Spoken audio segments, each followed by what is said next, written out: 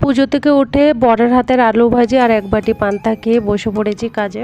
রোববার বর অনেক সময় ঘুমিয়ে পড়েছিল, ফুল আনেনি, তো আজকে গাছের ফুল দিয়ে পূজা করব। স্নান করে এই যে এই কটা ফুল ওঠালাম গাছে, এই কটা ফুল আর কিছু আছে ওগুলো পরে ওঠাবো। এই যে এখন দুয়ারটা প্রথমে সকালবেলা রঙ্গোলি করে দিয়েছি, এখন পুজো করছি। পড়ার সময় দেখছিলাম এই যে দুই সোনা আমার পড়াশোনা করছে, বড় ছেলে হোমওয়ার্ক করছে, ছোট ছেলে ড্রয়িং করছে।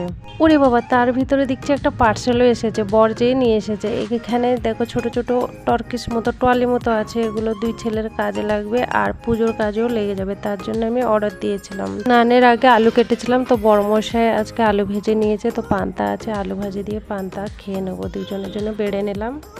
ও বাবা, কার জন্য ভাত বেড়ে নিয়ে এসেছি আর কে বসছে দেখো, কত বড় খাওয়ার লোকটা।